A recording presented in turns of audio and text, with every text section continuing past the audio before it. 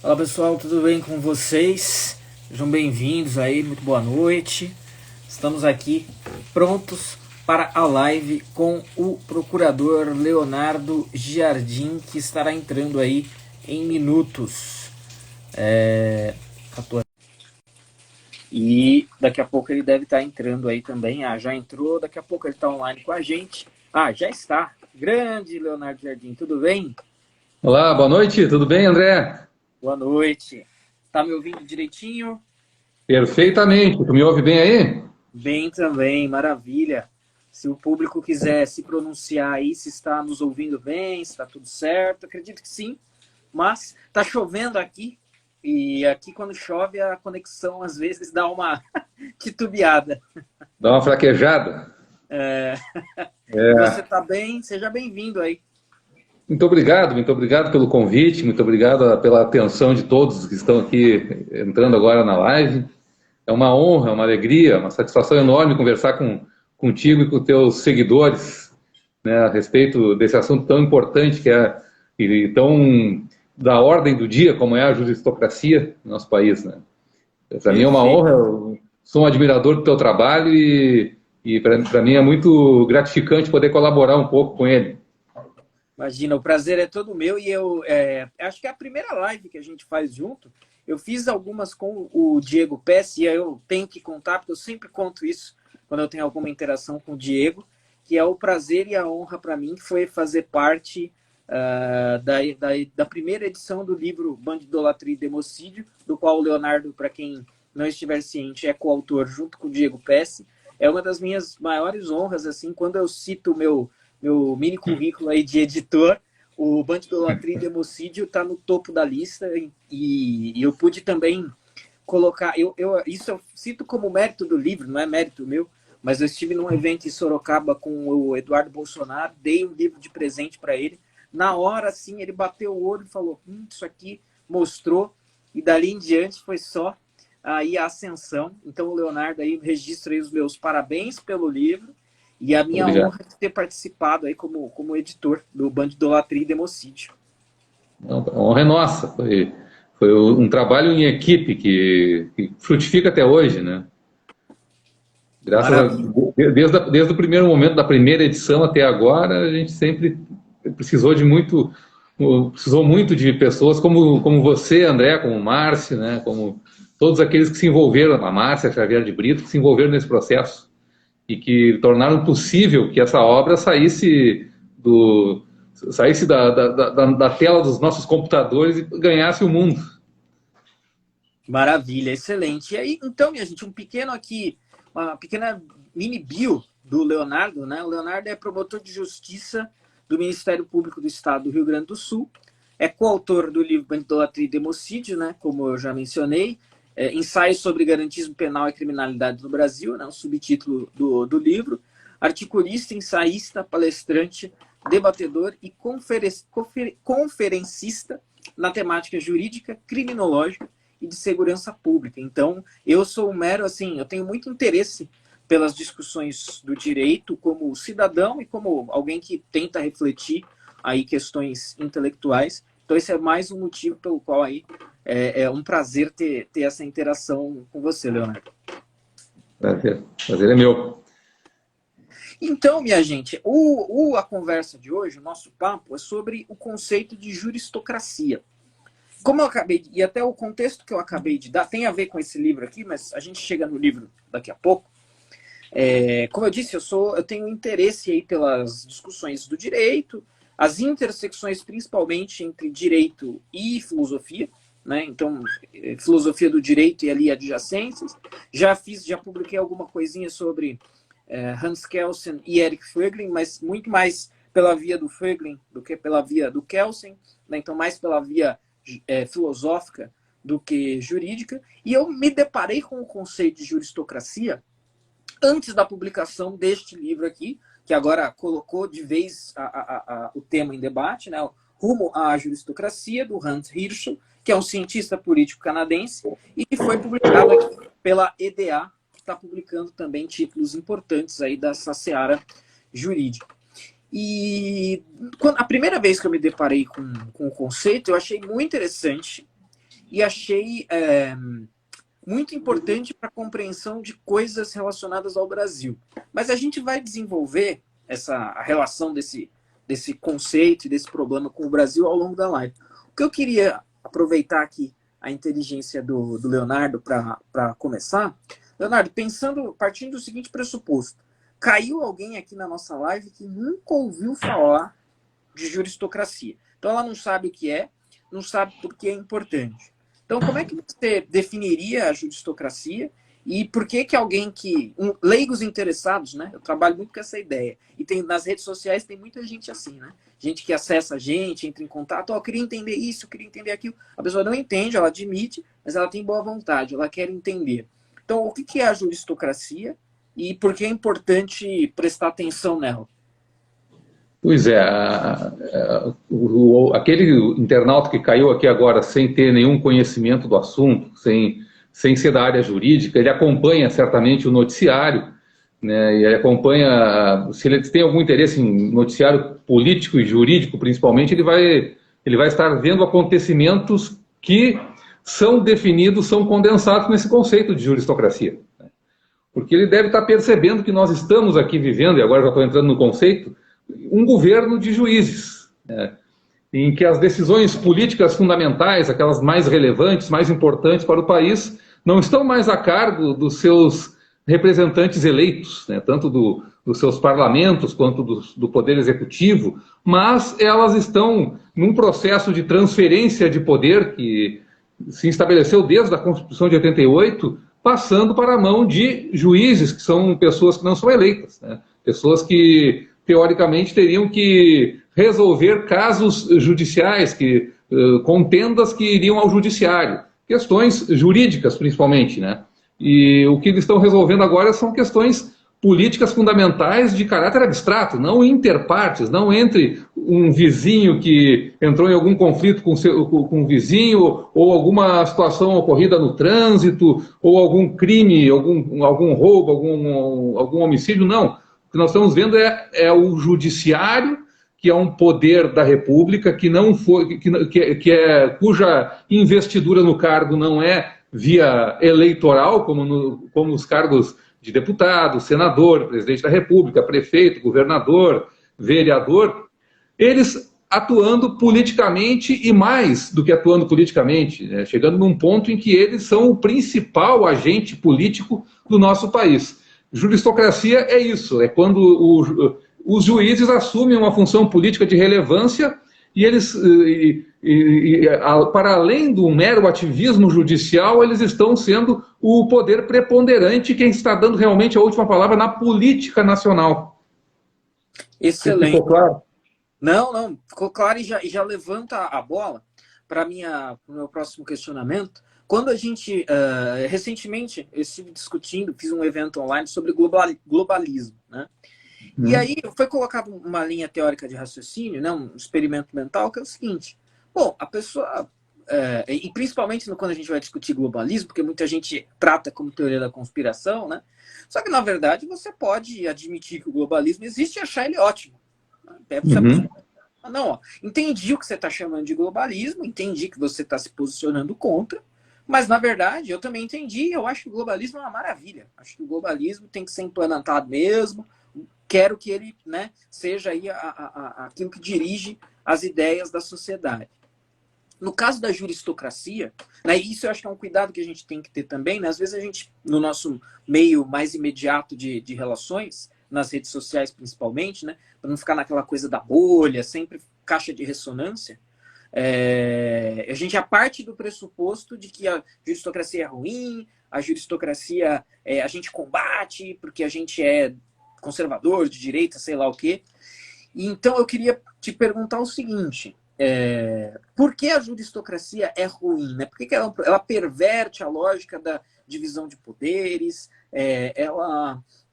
Por que a gente deve se posicionar contrariamente à juristocracia? Você explanou muito bem. Juristocracia é o governo dos juízes, é o judiciário ali intervindo e exercendo poder. Por que isso é ruim? Por que o posicionamento, acreditamos aqui nós, deve ser contrário à juristocracia? Certo. Por que ela é um problema, né? Por que ela é ruim? primeiro lugar, é importante introdutoriamente reforçar isso aí que tu disseste agora em relação ao globalismo, né? Porque a juristocracia, tanto o globalismo, eles são fatos que não são negáveis, né? Não adianta você brigar com a realidade. Então você pode realmente se posicionar a favor ou contra, mas jamais negar que exista um processo de construção de uma sociedade administrada e que existe também dentro desse mesmo processo um processo de juristocracia que favorece também o processo globalista que nós temos acontecendo. Então já estou adiantando um pouquinho mais em relação ao que a gente vai conversar mais adiante, né? Mas por que a juristocracia é ruim? Por que ela não deveria estar acontecendo? Por diversos motivos, mas principalmente porque por esse processo de juristocracia, o povo fica completamente alijado do devido processo democrático. A Constituição estabelece um sistema de freios e contrapesos e dá determinadas funções aos poderes da República, que são 3, né? Estão dizendo por aí que tem um 4º poder agora, né? Mas parece que foi criado fora da Constituição, esse 4º poder que estão falando por aí. Mas o povo alijado do devido processo democrático, ou seja, ele não é mais através dos seus representantes que questões fundamentais são decididas, por exemplo, não é o parlamento que está discutindo, e aí você já amputa toda a discussão pública em relação a um tema sensibilíssimo, como, por exemplo, o aborto. Ele vai diretamente para o Supremo Tribunal Federal, né? Quando, por exemplo, um militante, ex-presidente da República, ele pede que as drogas sejam legalizadas, ele manda uma carta para o Supremo Tribunal Federal, ele não tenta, através toda a sua influência política, tentar obter isso via parlamento. Por que não? Porque é muito mais fácil, porque você não precisa considerar as opiniões das pessoas comuns que vão ser atingidas por aquela decisão. Então o povo fica alijado, desse processo todo, né? Tudo isso aí é discutido em um processo, né? Num tribunal, numa corte superior, e o povo não tem meios para controlar as pessoas que vão levar adiante esse processo. Esse poder é exercido de uma maneira tão livre e tão ampla que, evidentemente, é um outro problema, ele tende a se expandir, a se exasperar. O poder incontrolado, ele tende a ser abusado, né? Então, esses juízes que levam adiante esse processo juristocrático, eles são incontroláveis pelo povo, né? E praticamente indemissíveis, né? Ninguém acredita aqui que exista uma possibilidade de algum processo de impeachment no Senado Federal com as relações que a gente vê que existem entre Senado da República, entre Supremo Tribunal Federal, Câmara dos Deputados, né? E Presidência da República, muitas vezes. Então, eles não são eleitos, eles são indemissíveis e eles são irresponsabilizáveis, porque eles não têm nem como você obter você puni-los por eventual abuso desse poder, né? Evidentemente que se a gente for pensar ao fim e ao cabo do processo, eles não são tão independentes quando eles parecem, quanto eles se vendem, né? Isso aí é interessante a gente colocar, né? Porque eles não estão ali livres para decidir da maneira como eles bem entendem. Eles estão ali cumprindo determinadas diretrizes, levando adiante determinadas agendas, e aí sim, aquela frase de um outro ministro do Supremo Tribunal Federal, de que o ministro do Supremo Tribunal Federal, quando ele é investido no cargo, ele não deve satisfações a absolutamente mais ninguém, é aí que essa frase encontra o seu limite, né? Porque existe sim a quem os ministros do Supremo Tribunal Federal têm que dar satisfação após a investidura do cargo. Existe um limite para o seu poder, é justamente quem o sustém, quem o mantém no poder, né? Quem fundamenta esse poder juristocrático. Perfeito, isso é muito interessante, né? Isso que você está pontuando, porque a gente pensa no processo democrático, né? Não é nem um raciocínio muito refinado, né? Ou a democracia é representativa, o povo elege seus representantes, os representantes agem de acordo com as vontades, no geral, né? Dos representados e etc.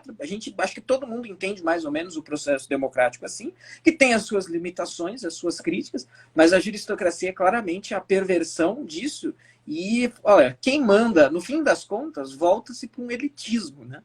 É uma elite auto-intitulada e iluminada, né, com agendas próprias que vêm de si mesmo ou que vêm daqueles que estão ali ao seu lado, né? E muitas vezes essa acusação rola entre eles próprios, né? Mas por que eu não vou, assim, não vamos, né, nos aprofundar nas citações específicas, né? Mas teve aí uma peleja entre os altíssimos. Não, mas esse tópico aí, esse tópico do aborto, Vossa Excelência é uma agenda pessoal de Vossa Excelência, né? Peraí, o cara tá lá, ele não foi eleito, ele não é um representante do povo, né? E ele vai lá para advogar sua própria agenda. Então, a gente é uma maneira precisa de descrever a juristocracia como uma nova versão aí, de alguma maneira, de uma elite, é o poder das elites, no caso, uma elite jurídica aí, só que, como você bem apontou, ela não está sozinha no pacote. Antes de você responder ainda, uma coisa para quem nos vê, se alguém quiser fazer perguntas aí, aproveitar a inteligência aí do Leonardo à nossa disposição, fiquem à vontade, eu estou de olho aqui em quem está entrando, nos comentários. Ao longo da live eu repasso a pergunta e ele nos responde. Certo. Não, de fato, né, o que você citou ali o livro do Herschel, né, que escreveu o Towards to Juristocracy. Desculpe minha terrível pronúncia em inglês de Trinidad e Tobago. Graças a Deus foi traduzido para o Brasil e é mais fácil dizer o rumo à juristocracia, né, que foi uma importante contribuição que a editora EDA, lá da Cláudia e do Edson Piovesan, lá de Londrina, fizeram para o nosso país ao contratar o Amaury Saad para traduzir essa obra para o Brasil, porque ela expõe e analisa um processo em que ele vai chegar exatamente a essa sua conclusão agora, de que existe uma elite por trás desse processo juristocrático, né? Esse modelo de governança que o Brasil adotou nas últimas décadas, que é a juristocracia, ele é analisado nessa obra, né? E ele analisa isso em 4 locais que, praticamente na mesma época que o Brasil teve aqui promulgada a Constituição de 88, né, que foi uma revolução constitucionalista que nós tivemos no nosso país, né? A gente pode até tentar aprofundar mais tarde, que outros países como Canadá, Israel, Nova Zelândia e África do Sul, que tiveram processos semelhantes, né? E ele identificou ali 2 aspectos fundamentais, né, dentro desses processos de revolução constitucional, né, que ele define assim, que eu concordo muito com essa definição, que são, o primeiro aspecto é a constitucionalização de direitos que antes não eram contemplados na Constituição. E o segundo é o uso da revisão judicial, ou judicial review, como mecanismo para fazer com que esses direitos sejam implementados. E é a partir disso aí que você consegue sequestrar a Constituição. Claro, essa estratégia ele identifica ali como sendo uma estratégia de manutenção do poder das elites que não estavam muito interessadas em se submeter às agruras e às incertezas do jogo democrático, do sufrágio universal, as elites políticas e econômicas, que ele identifica como sendo artífices da juristocracia. Ele não, sem ele chegar na nossa conclusão aqui de que são elites globalistas, na verdade, que estão por trás disso tudo, né, mas que realmente é verdade. Eles criam um antídoto para essa imprevisibilidade da eleição, né, do voto do eleitor, do sistema representativo, né? Claro que se aproveitam de uma crise de representatividade daqueles mandatários em relação ao povo que eles deveriam representar, né? Isso aí é algo que me parece muito característico do sistema das democracias liberais no nosso Ocidente, né? Em que nós não temos mais um povo organizado que consiga resistir ao Estado. Não, o povo é o Estado já praticamente que representa o povo. Então nós temos uma dificuldade em que o povo controle até os seus próprios representantes, quem dirá aqueles que não são eleitos, né? Então você retira da arena majoritária as questões políticas e estratégicas mais relevantes da nação e submete essas questões a um controle de tecnocratas, a um controle de pessoas que, aí, junto com aquela crise de legitimidade da representação do parlamentar, o político hoje no Brasil é pária praticamente. Ele está sempre no banco dos réus. E no banco dos réus, sentado na frente do banco dos réus, tem quem? Tem um juiz. Então o judiciário ainda tem aquele prestígio, aquela aura de infalibilidade, aquela aura de imparcialidade, aquela aura de cientificidade. E aí nós vamos ter que, se nós entrarmos na distância que existe entre o ideal e aquilo que acontece na prática, vai ser uma desgraça, melhor nem começar muito a falar sobre isso. Mas esse prestígio é utilizado. Então esses tecnocratas, que são pessoas ungidas, que têm conhecimento superior a ralé, ao povo ignaro, eles acabam assumindo o controle de todos os destinos da nação. E se estabelece, assim, um novo regime. Um regime em que tudo se judicializa e tudo se decide com a última palavra na Suprema Corte do país. Então você tem esse processo acontecendo em todas as instâncias, mas principalmente na Corte Suprema dos países em que isso acontece, e aqui no Brasil não é diferente. Por que essas elites, na opinião do Herschel, chegaram até essa conclusão, de que era melhor você entregar para os destinos da nação nas mãos dos tecnocratas do que dos representantes eleitos pelo povo? E isso com a cumplicidade desses mesmos representantes eleitos pelo povo, que foi o que propiciou que esse processo pudesse seguir em marcha, seguir em frente, Foi a maneira como essas pessoas, esses juízes, eles são investidos no cargo. Existe um controle de elite em relação a isso. Então eles achavam que era muito mais fácil você controlar um judiciário, as elites, segundo o Herschel está dizendo no seu livro, que tem uma tendência, seja por ideologia, você tem uma escolha ideológica ali, ou seja por uma estratégia, digamos assim, oportunista de agradar as elites que o sustentam no cargo, favorecendo, então, portanto, nas suas decisões, as elites, uma espécie de lealdade ao patrão, ao chefe, a quem realmente eles devem satisfação, que não é a mais ninguém, mas é realmente a essas elites. E o Herschel estabelece esse raciocínio de uma maneira muito correta. O Herschel é um progressista, a gente sabe que ele é de esquerda, e ele mostra, quando ele analisa a juristocracia, um desencanto com os resultados desse processo neoconstitucionalista que ele descreve. Ele achava é canadense, Leonardo? Canadenses conservadores. Não existe. É Jordan Peterson e mais 2, 3 só.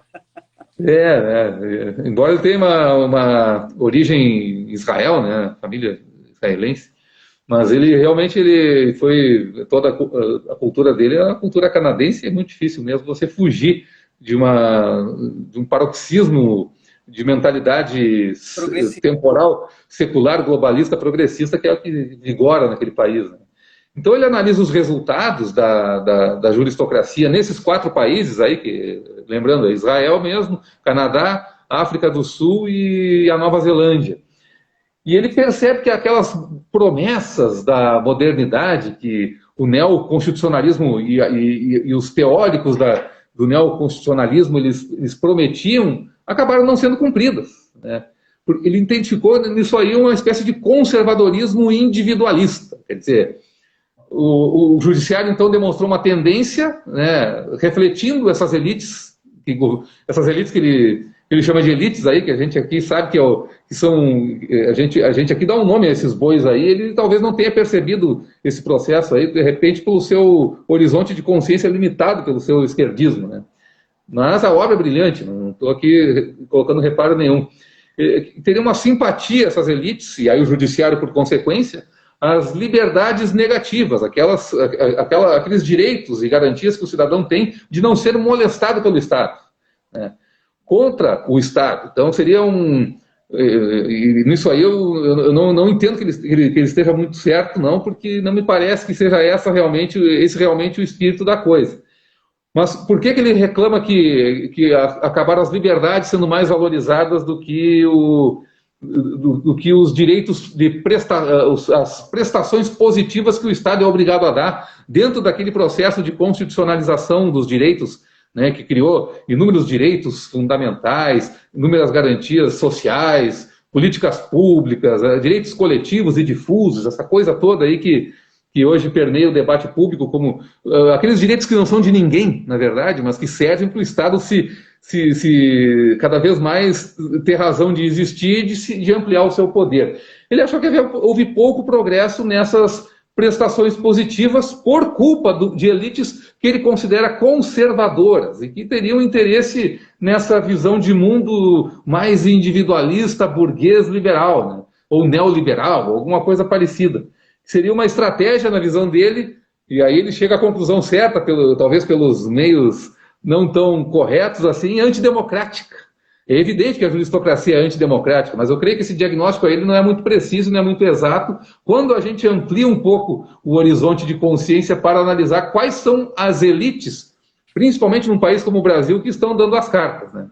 Então ele faz uma análise bastante realista do problema, mas até certo ponto limitada pelo seu horizonte de consciência progressista. Mas é uma obra que, para mim, ela trouxe uma grande contribuição, sobretudo porque a gente aprendeu isso também no Banho de Idolatria e Democídio, né? Quando você tem um termo que descreve todo um processo sem necessidade de maiores explicações, quando ele é uma palavra que condensa uma realidade inteira que as pessoas não estão conseguindo transmitir com as suas próprias palavras, isso já é um grande mérito. Perfeito. Ó, deixa eu só dar um alô aqui para Rosa Ribeiro. Boa noite, Rosa. Ela é de Cotia, aqui de São Paulo. E a Ruth Scleia, né, dizendo, ó, graças à internet pude escolher meus professores. Leonardo Jardim é um dos meus mestres. Obrigado, mestre. Obrigado. Que honra, que lisonja. Leonardo, você tocou nos pontos aí que curiosamente, isso a gente não colocou na nossa pré-pauta, mas olha só que interessante essa questão da juristocracia, né? Essa discussão, ela surge num seio muito assim, ela não surge de conservadores reclamando, ela surge de progressistas reclamando. E olha só que interessante, né? Porque eu cheguei a levantar muito precariamente, né? Mas eu cheguei a levantar um pouco assim, deixa eu ver a recepção ao livro do Han Hirschfeld, né? Deixa eu ver aqui o que o pessoal tá falando, resenhas, mais por um viés acadêmico, até se você tiver lido alguma coisa, quiser compartilhar. Mas aí eu vi lá o pessoal falando, bom, olha, a tese é essa aqui, quem que traçou essa estratégia e com que objetivo? E pelo que eu li nessa bibliografia crítica, digamos, o pessoal vai colocando assim, olha, não, são as elites neoliberais. Os caras vão lá, colocam os juízes no bolso, porque eles querem que os seus interesses neoliberais, e aí a gente sabe que essa palavra, né, neoliberal, é muito complicada, os caras usam para um contexto assim, literalmente, são aquelas palavras gatilho, né? Neoliberal, fascista, né? Tipo, todo mundo que discorda de uma certa cosmovisão, de uma certa visão de mundo, é isso. Então, às vezes é neoliberal, às vezes é fascista, às vezes é alguma outra coisa. Então fica meio difícil. Mas então, assim, esse termo, nessa discussão, ela é uma reclamação de progressistas, né? E aí essa elite neoliberal vai lá e coloca os tópicos, as pautas da sua agenda para passar por meio do judiciário, conferindo aí, garantindo poder do judiciário e aí não tem que passar pelo crivo do processo democrático normal. Só que, assim, eu não tenho conhecimento tão profundo, né? Não sei se um neozelandês, se um canadense poderia fazer a mesma coisa, provavelmente sim, mas eu não saberia dizer. Mas no contexto brasileiro, eu não vejo aí os nossos juízes interessados em pautas de agenda neoliberal. Pelo contrário, eles estão lá para passar a boiada da agenda progressista. Então vamos citar alguns exemplos aí. Questão do aborto que você já mencionou. É uma pauta gigantesca da agenda moral do progressismo. Aborto para todo mundo. E temos lá até uma figura na nossa... um excelentíssimo que a pauta dele de vida é essa, a gente sabe. Né? Nós temos a questão do aborto, questão das armas, do armamento. Nós temos, e tem uma questão recente, eu fiz uma pequena conferência sobre essa discussão da juristocracia recentemente e ainda não tinha acontecido isso. Agora eu não me lembro, talvez você saiba, se é Roraima ou Rondônia, onde um dos ministros, localmente lá, eles tinham vetado o uso de linguagem neutra. Rondônia, né?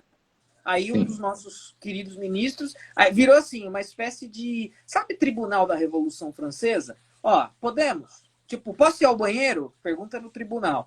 Pode, não pode.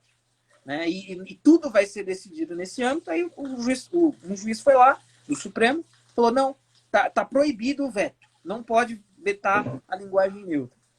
Então, assim, olha só, os tópicos que a gente elencou aqui. Pró-aborto, pró-desarmamento, por exemplo, linguagem neutra. O que tem de neoliberal nisso daí? Né? Ainda se a gente tentar dar uma filtrada e chegar a uma definição de neoliberal, seria o quê? Uma pauta de redução do Estado? Né? Eu associo mais imediatamente a isso. No contexto brasileiro, pelo menos, meu amigo, não tem nada de neoliberal aí. São pautas, assim, da agenda progressista. Então é interessante, e é nesse momento que tem uma virada, né? Então esse conceito acaba caindo no colo de conservadores, né, de pessoas à direita, para explicar a nossa realidade de uma maneira muito, muito brilhante. É bem interessante, assim, quando você tem um mínimo de honestidade intelectual na sua pesquisa, acaba acontecendo aquilo que você descreveu no finalzinho, que é o quê? Por caminhos tortos, acaba se chegando aí a conclusões, né, e criando instrumentos de análise que acabam jogando areia no moinho de quem está falando isso, em vez de jogar água, né? Esse processo todo é muito, muito interessante, né? Sem dúvida alguma, né? É interessante o pessoal achar que esse processo é neoliberal, né? E dentro dos inúmeros significados que pode ter essa palavra na cabeça das pessoas. Você pode ter alguém que entenda neoliberal de uma maneira totalmente diferente do que realmente é o tal do neoliberal mesmo, né? E você tem um espantalho mesmo que foi criado. O neoliberal já não é um liberal clássico, né? Ele é um liberal lá que, as pessoas chamam aqui o governo do Fernando Henrique Cardoso de neoliberal, né? Foi um governo que começou todo um processo de ampliação do poder do Estado em relação à população, né? Então, o neo parece que ficou muito mais neo do que liberal, aquele governo, né? Então, nesse ponto, até você pode entender que existe alguma relação, né? Você pode até chegar a essa conclusão. Mas no Brasil é a coisa interessante, né? Porque esse processo todo que nós vivemos no Brasil, que é o processo juristocrático, ele começa naquela Constituição Brasileira de 88, né, na Assembleia Nacional Constituinte, né, os deputados que foram eleitos, né, não sei se eu era criança naquela época, mas eu me lembro que o povo brasileiro, tinha 11 anos de idade, 10 anos de idade, votou para deputados federais constituintes. Quer dizer, o sujeito não era uma Assembleia Constituinte que foi eleita para fazer a Constituição e vai para casa. Não, eles foram lá, os deputados federais se reuniram em Assembleia Nacional Constituinte e depois seguiram o seu mandato, né? E aquilo ali era um congresso, era uma Câmara dos Deputados de centro para centro-esquerda, né? Pós-ditadura militar, uma reação ao regime dos militares e na sequência ali da campanha das diretas já, da eleição do Tancredo, né? O ano de 86 ele representou essa eleição que foi o que fez chegar na Constituição de 88. Aí não vale a pena entrar muito nos meandros dessa Constituição, existe alguma bibliografia interessante para consultar a respeito disso, né? Mas ali se consagrou essa estratégia juristocrática. Porque ali sim nós tivemos estabelecido uma série infinita de direitos sociais, prestacionais, né, direitos difusos, coletivos, políticas públicas, né, o sistema único de saúde, as universidades. Nós tivemos também ali uma série de meio ambiente, a cultura como direito, né, tudo entrou na Constituição. consta que colocaram tudo na Constituição exatamente por conta da situação de que não se sabia quais seriam as próximas formações do Congresso Nacional, né? Na próxima eleição, como seria a composição do Congresso Nacional. Então era melhor meter tudo na Constituição agora para limitar o poder constituinte derivado na sequência. Então o poder constituinte originário agora ele vai colocar que tudo, vamos aproveitar bem esse perfil mais centro-esquerda ou de esquerda do Congresso e vamos fazer o que a gente puder aqui, mesmo com alguma resistência ali do pessoal também tinha uma boa representatividade mais à direita, né? Mas dentro dessa esteira nós tivemos toda essa pleiade de direitos que foram criados ali, que todos eles judicializáveis, né? Todos eles podendo ser levados ao judiciário. E ali um pouco antes, em 1985, nós trouxemos para o Brasil a Lei da Ação Civil Pública, né? E que deu ao Ministério Público, principalmente, a titularidade da ação civil pública. E ali se tem uma ideia de ação coletiva, né? Para você buscar esse tipo de tutela. Então, já foi preparando esse terreno, né? E hoje em dia, nós vemos hoje como é que funciona o ping-pong de uma demanda que chega na Suprema Corte para tentar atalhar o Congresso, ou para tentar atalhar a Presidência da República, ou para tentar manetear o governo federal, né? Nós vemos que chega sempre por algum legitimado a alguma ação coletiva, não tem nenhum direito individual de uma pessoa definida ali, mas vocês veem até habeas corpus coletivos sendo impetrado.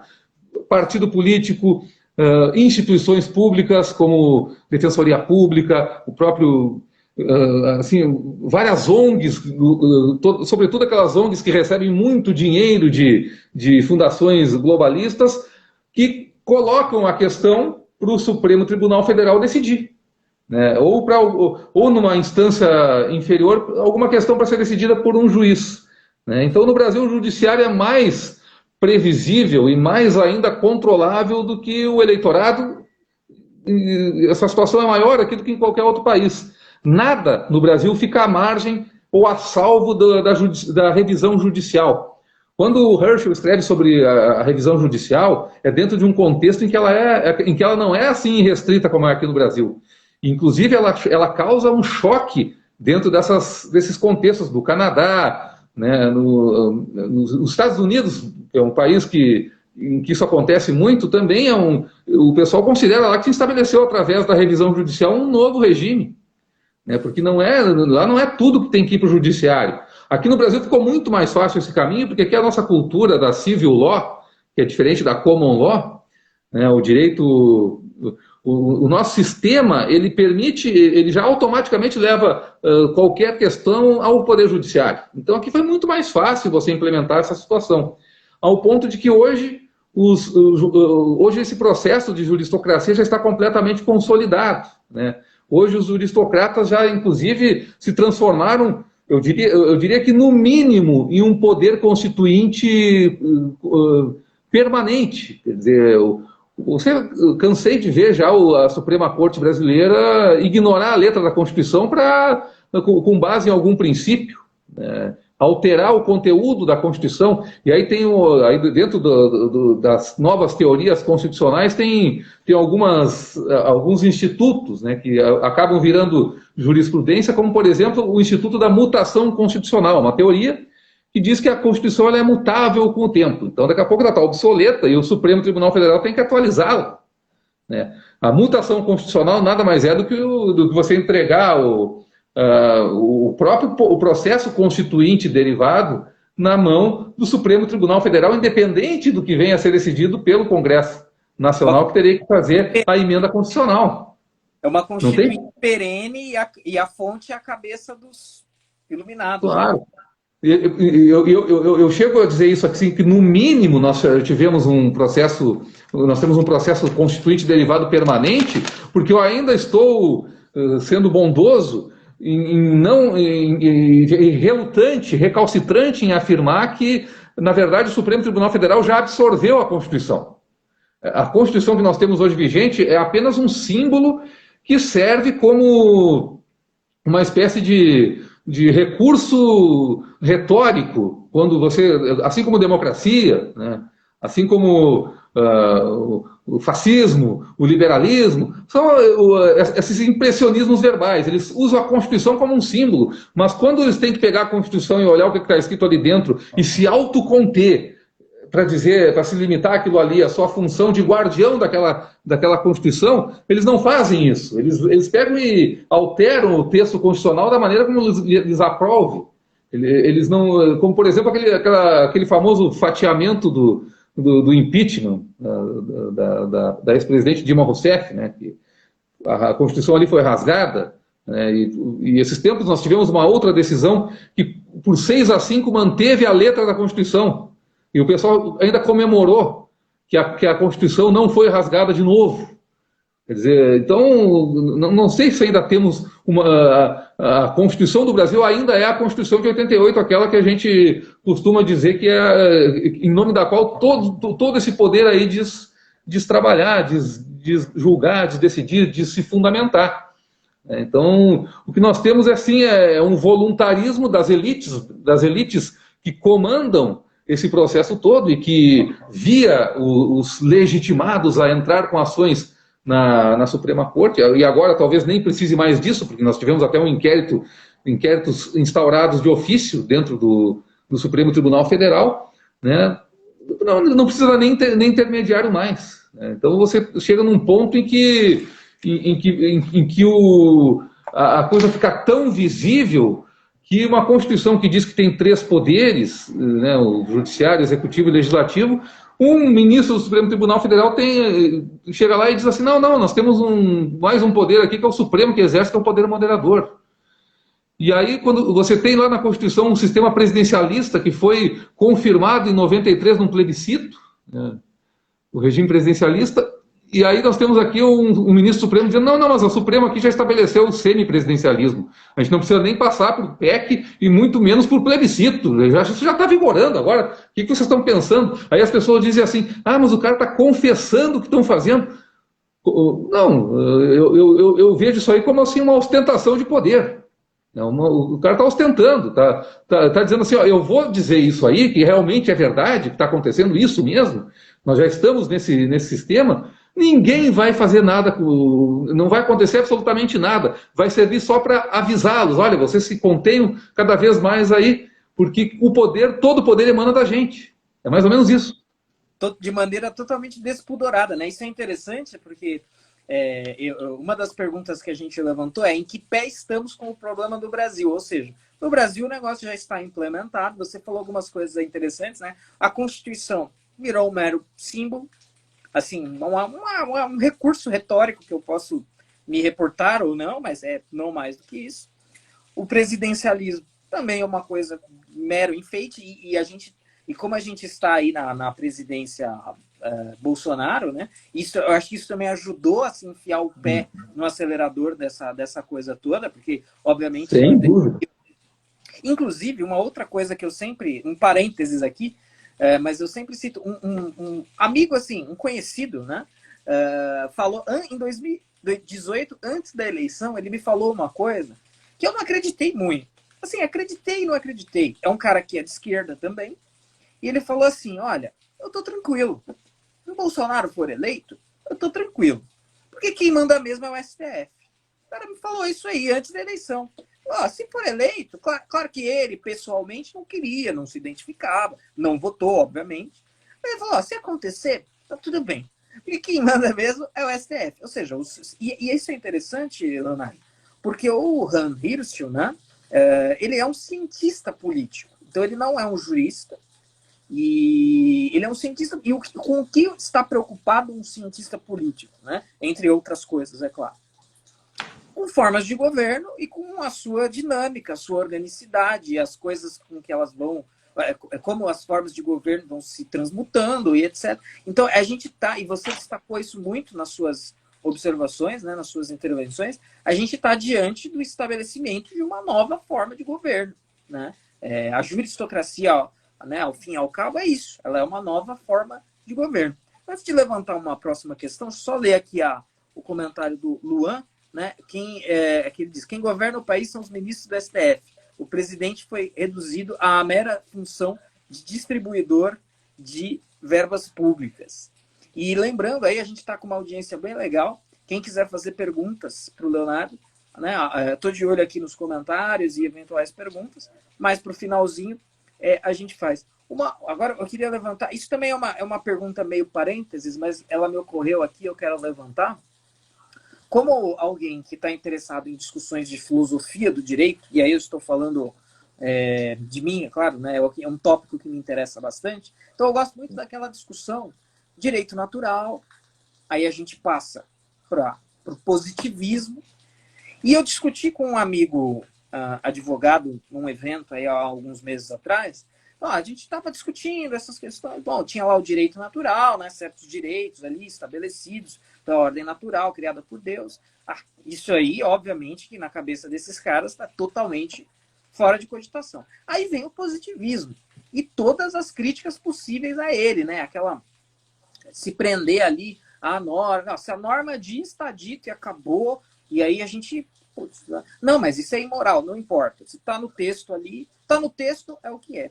E aí quando a gente coloca essa discussão que a gente está tendo aqui, a gente já conseguiu chegar numa coisa pior que o positivismo. Porque nem o texto da norma, como você destacou muito bem no caso da Constituição, e a gente poderia aqui fazer, não live, uma conferência inteira sobre os problemas da Constituição. E você já destacou alguns. Mas nem isso os caras estão respeitando mais. Agora, né, com o perdão aí da expressão meio assim, chula, mas assim, eu tenho brincado que é a regra bumbum de bebê agora. O que sair da cabeça do cara é a nova norma, e do bumbum do bebê pode vir qualquer coisa, e da cabeça desses caras pode vir qualquer coisa também. Então, se você quiser comentar um pouco desse estatuto, né? Então, a gente está, pela tese do próprio Hirsch, como cientista político, diante do estabelecimento de uma nova forma de governo, e se a gente pensar aí nesse comparativo, nessa linha, direito natural, aí vem positivismo. Já é um problema. Agora, com a juristocracia, parece assim, é o anarquismo, né? É tipo, qualquer coisa pode vir dali, e aparentemente é exatamente isso que está acontecendo. Claro que qualquer coisa metaforicamente, atendendo tópicos de uma certa agenda, né? Mas nessa pontualidade das decisões e das intervenções, tudo pode acontecer. Virou uma completa Torre de Babel. É um processo que realmente começou lá no início da modernidade, já começou no final da Idade Média com o nominalismo. Aí nesse nominalismo nós chegamos no idealismo kantiano, que é um idealismo nada inocente. Aí o direito natural ele perdeu a sua fonte, que é a única que o justifica, que é a fonte sobrenatural, né? Porque não existe o direito natural sem que ele recorra ao sobrenatural. Porque senão ele vira uma criação humana, né? E a criação humana, aí você fica naquela discussão eterna que tem entre justnaturalismo e justpositivismo, mas já esse justnaturalismo deturpado, né? que não tem um fundamento divino. E aí você vai sempre ficar pensando assim, não, como é que eu controlo a mente desses idealistas aí que querem criar decisões a partir da sua própria razão pura, né? A sua razão que é desconectada daquilo que eles consideram incognoscível, né? Aquela amputação da metafísica, né? Primeiro você diminui a metafísica e vem o positivista e diz assim, não, joga fora então essa tua metafísica aí porque ela não presta. E aí a coisa fica essa discussão ali, Duralex, sed lex, aquele positivismo kelseniano, né? O Montesquieu criando o judiciário como sendo meramente boca da lei.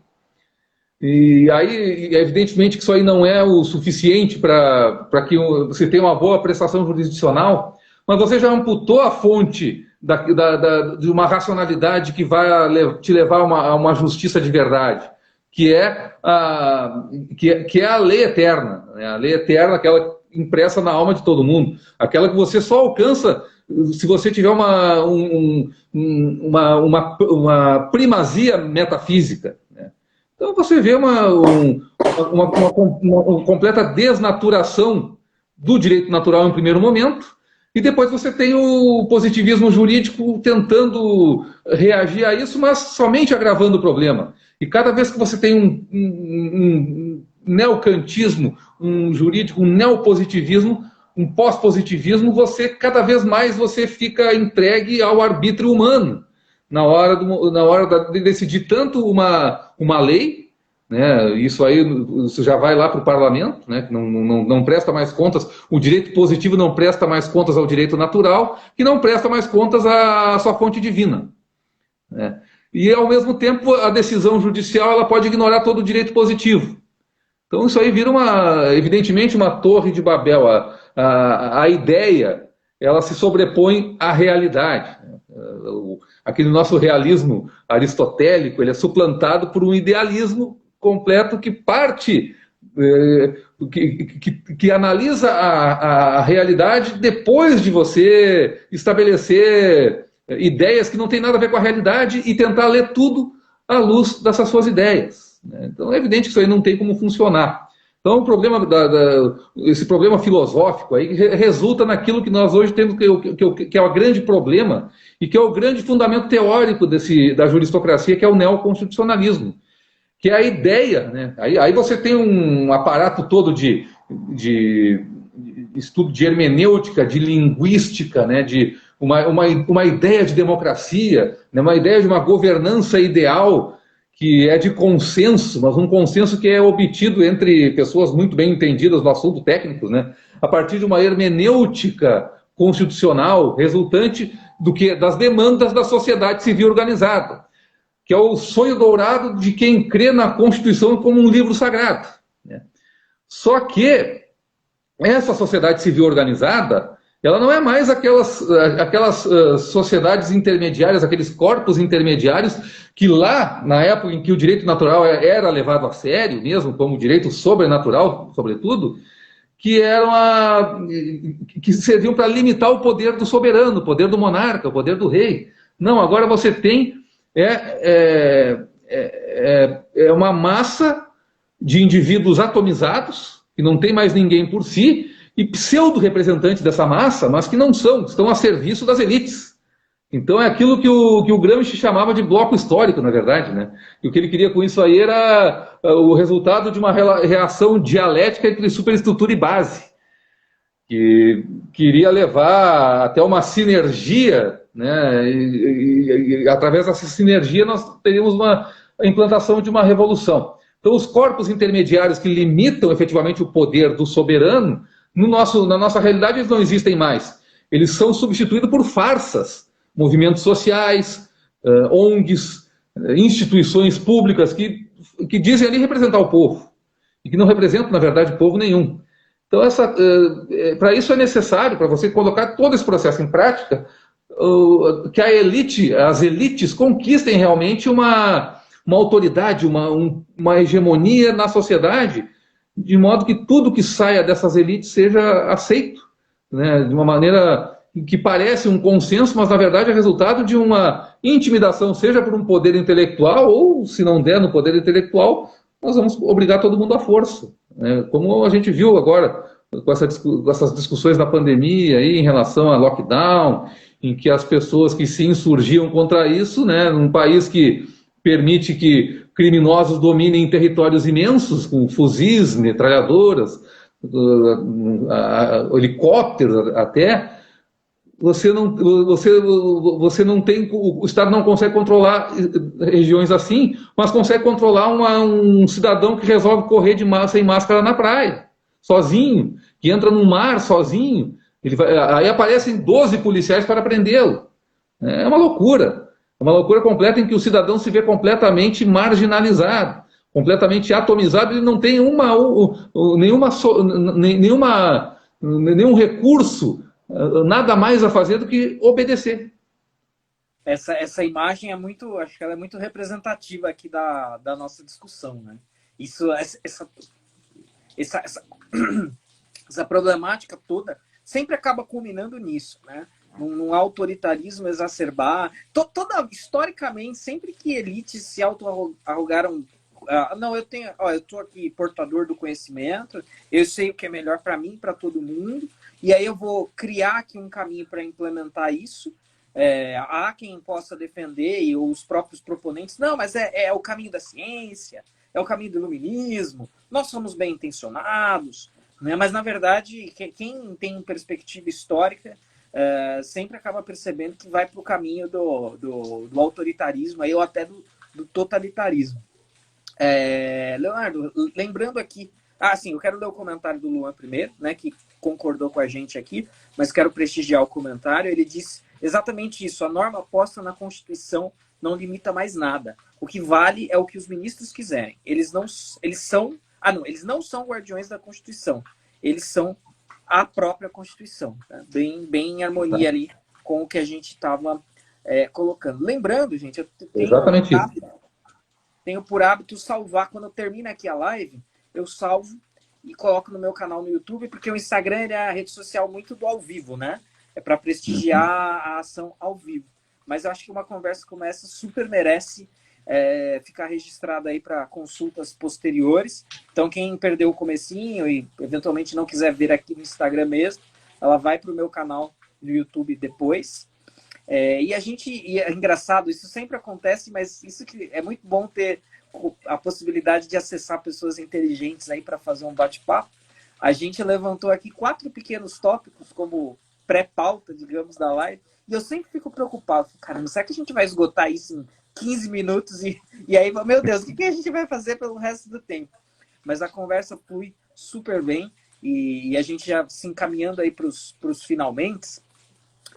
Eu queria aqui, você bem cara de pau mesmo, como eu disse, eu sou um interessado, um leitor, mas obviamente eu não sou, né, um acadêmico do meio jurídico.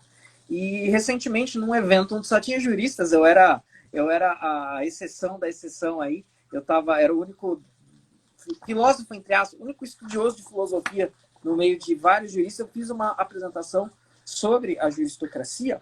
E aí, para se encaminhar aqui para o nosso fechamento, eu queria ler a minha conclusão, 4 parágrafos muito pequenos, de 3 linhas cada um. E aí eu queria ver se você, Leonardo, baliza a minha conclusão. Se eu concluir, imagina. O evento já foi. Se eu concluir errado, já era. Eu enganei as pessoas. Mas se fechamos bem e com justiça aí, principalmente pensando naquela pessoa que é mais leiga. Então eu disse assim, o que é a juristocracia?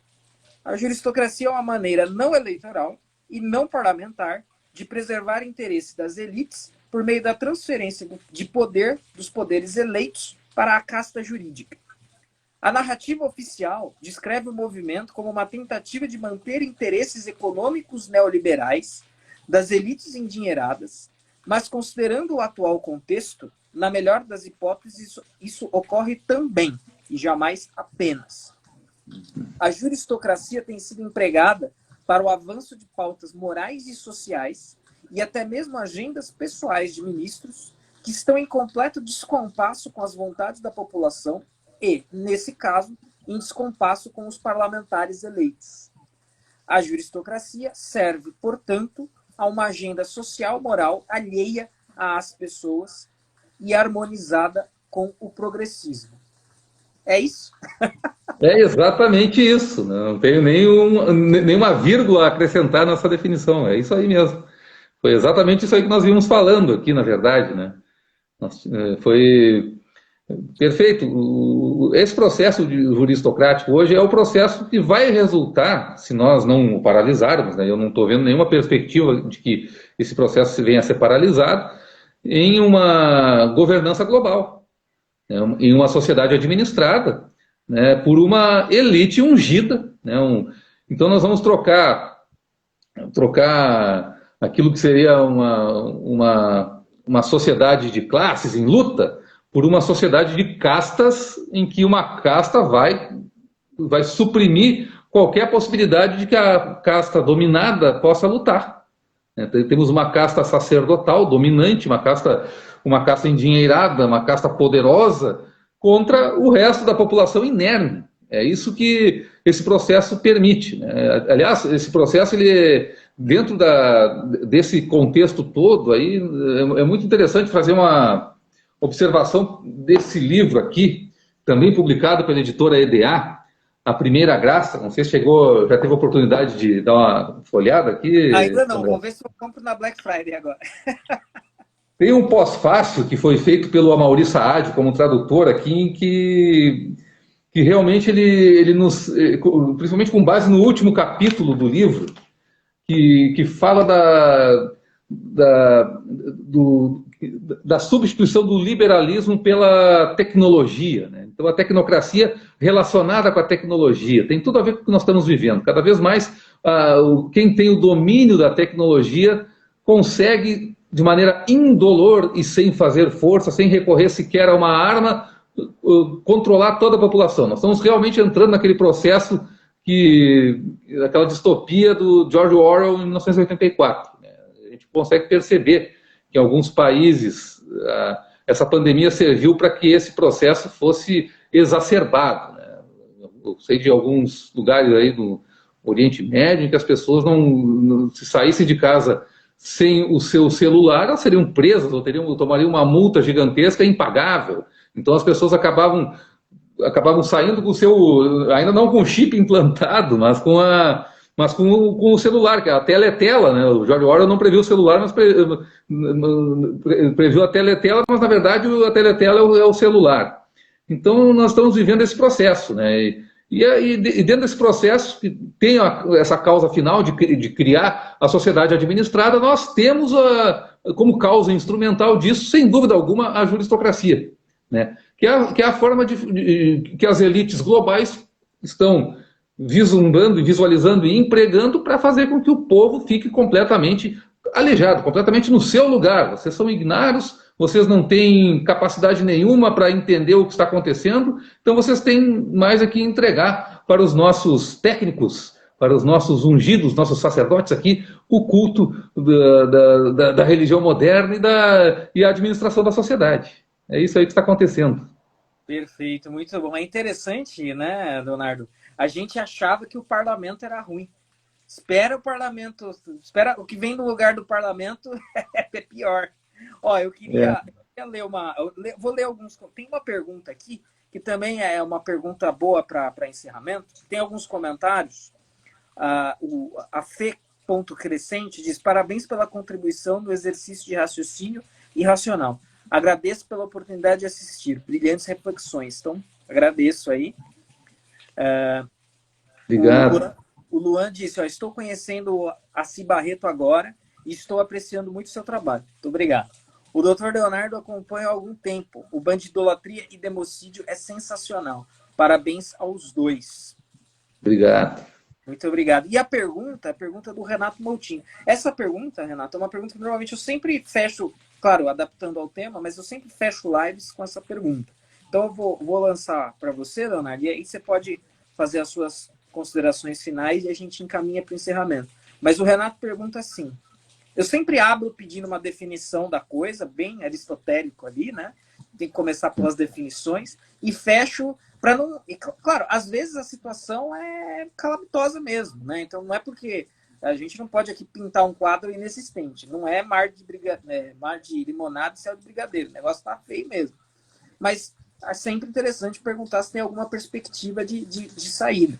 Né? O Renato, então, pergunta: existe via não violenta para nos livrarmos do jugo dos ditadores de toga? Ou seja, tudo que a gente descreveu aqui como problema, tem algum caminho de solução para isso? Tem alguma resposta para a pergunta o que fazer ou não tem? Olha, é uma pergunta muito difícil, porque... É até perigoso. Que eu até tenho medo de responder, porque realmente eu vou ficar pela... Se existe via... Alguma via sempre há de existir, nem que seja pela via providência divina. Né? A gente nunca pode desacreditar disso. Mas a situação que a gente está vivendo, nós estamos realmente inermes. Né? E a via para tentar reverter esse processo, né, o primeiro passo, pelo menos, é tentar compreendê-lo. É tentar buscar através de uma anamnese das suas origens, dos seus mecanismos de funcionamento, da maneira como isso tudo é implementado, tomar consciência do que está acontecendo. Ao tomar consciência do que está acontecendo, começam a surgir as eventuais possibilidades de resistência, né? E a partir do momento que se consegue resistir a isso, você acaba também visualizando maneiras de vencer a guerra, né? Não ficar só se defendendo na trincheira.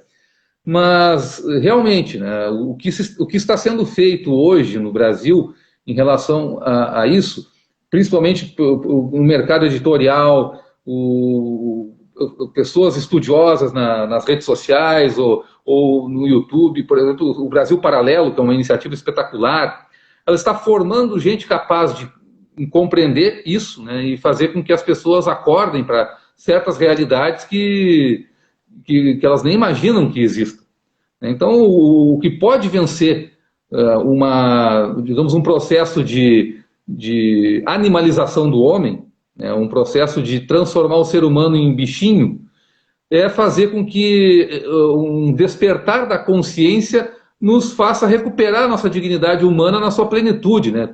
O homem não é só corpo e alma, o homem é corpo, alma e espírito.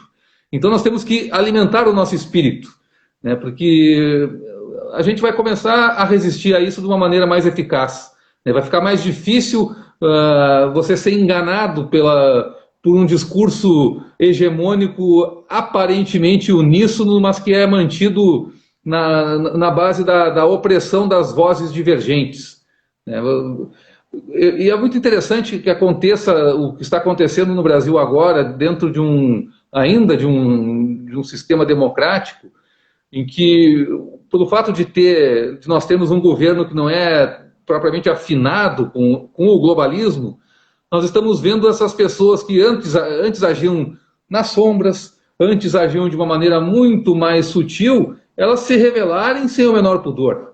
E a partir do momento que você se revela sem pudor, que você mostra que você realmente existe, que você está ali, você está fazendo um bem para a sociedade, você está permitindo que as pessoas compreendam melhor o processo no qual elas estão inseridos. Então nós temos que aproveitar esse momento também para isso, para nos educarmos, para buscar a maior quantidade não só de informação, né, mas de formação também. Nós temos que formar consciências e caráteres aptos a lutar contra isso. E a partir do momento que nós tivermos um contingente de pessoas suficiente, já não vai mais ser tão fácil, tão tranquilo para essas elites aí impor a sua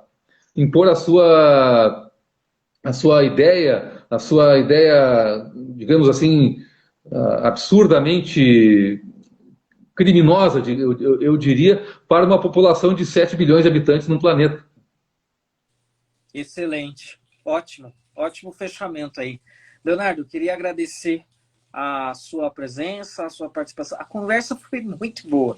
Não que eu imaginasse que não fosse, mas eu falei, será que a dinâmica vai funcionar, etc. Foi show de bola. Agradeço muito aí você ter topado participar. Gostei também, gostei demais. Foi um prazer. Prazerzão. Obrigadão, André. Obrigadão a todo mundo que ficou por aqui. Foi uma satisfação enorme, uma honra e uma alegria poder ter conversado com o André, né? E já aproveitando para recomendar, né, o trabalho do André. Foi muito útil para mim ter visto no Núcleo de Formação do Brasil Paralelo as suas aulas sobre o Jordan Peterson, das 12 regras para a vida. Eu tinha lido o livro e eu percebi que eu tinha entendido apenas alguma camada do livro, uma ou duas camadas do livro ali. Você me levou para as camadas mais profundas de todas aquelas lições, que são 12 lições realmente fundamentais para a vida que o Peterson nos passa, né? Para mim foi uma honra e um orgulho poder ter participado dessa live contigo. Imagina, a honra e o orgulho foi meu. E, aliás, tá no plano fazer lá o curso no Núcleo de Formação do outro livro do Peterson. Tá saindo. Até nos próximos meses aí. Eu vou combinar. Que maravilha. Show de bola. Então, agradeço mais uma vez, Leonardo. Foi realmente um prazer e uma honra.